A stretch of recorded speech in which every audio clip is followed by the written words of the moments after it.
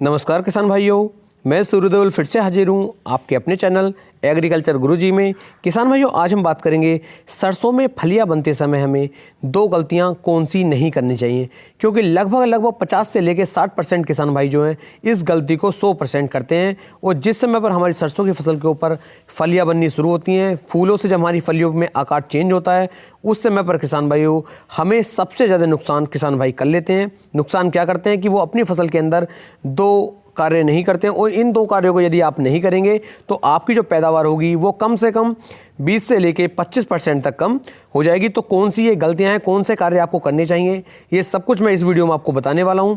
Video को आप पूरा देखें जिससे कि आपको एक सही और अच्छी जानकारी प्राप्त हो सके। अगली वीडियो आप किस खेती से संबंधित चाहते हैं, क्या गेहूं की खेती से संबंधित अगली वीडियो बनानी चाहिए, या फिर गन्ने से संबंधित बनानी चाहिए, या फिर जो हमारी पर्चियां आ रही हैं, पर्चियों का पेमेंट आ रहा है, इससे संबंधित हमें बनानी चाहिए। नीचे कमेंट सेक्शन में आप जरूर बताइएगा।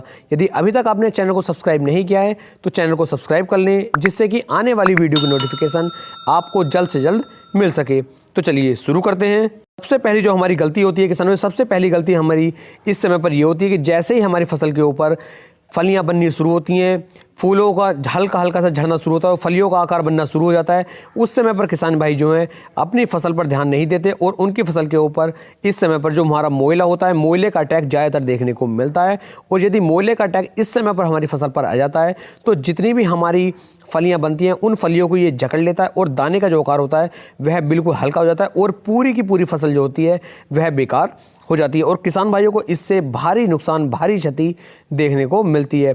तो आपको ध्यान देना है, यदि मोइले का अटैक आपकी फसल के ऊपर है तो आपको एक अच्छे स्प्रे का यहाँ पर ध्यान देना और स्प्रे करके अपनी फसल को आप मोइले के अटैक से बचा सकते हैं। तो रोग बिल्कुल भी अपनी सरसों की फसल के अंदर नहीं आने देना है। यदि आपको लगता है कि आपकी फसल बिल्कुल अच्छी है, कोई भी रोग नहीं है, आप उसका एक बार निरीक्षण कीजिए, तब आपको कोई भी स्प्रे करने की आवश्यकता नहीं है। किसी भी तरह का कोई स्प्रे ना करें, अपनी फसल को ऐसे ही चलने दें। दूसरा किसान भाइयों, इस समय पर जब फलियां बनती हैं हमारी फसल को सिंचाई की बहुत ज़्यादा आवश्यकता होती है। यदि खेत के अंदर नमी पहले से बनी हुई है तब तो आपको कोई भी सिंचाई नहीं करनी है, आप ऐसे ही रहने दें।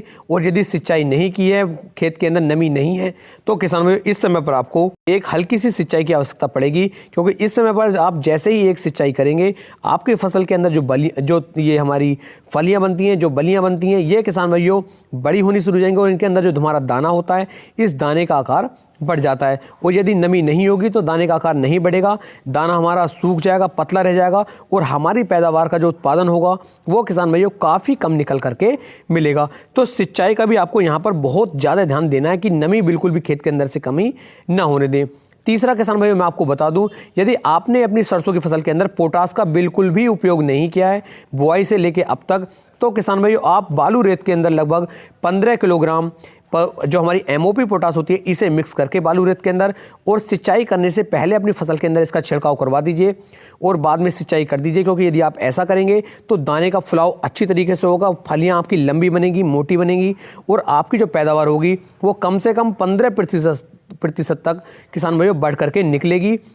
दाने के अंदर जो वजन होता है, जो फलियों के अंदर वजन होता है, ये भी किसान भाइयों काफ़ी ज़्यादा पोटास की सहायता से बढ़ जाएगा। तो इन 3 कार्यों को आपको ध्यान में रखना है। यदि इन 3 गलतियों को आप नहीं करेंगे तो आपकी पैदावार सरसों फसल बहुत ही अच्छी तरीके से निकाल करके देगी। तो उम्मीद है मैं आपको एक सही और अच्छी जानकारी दे पाया हूँ। यदि वीडियो पसंद आई हो तो वीडियो को लाइक, कमेंट और शेयर करना बिल्कुल भी ना भूलें।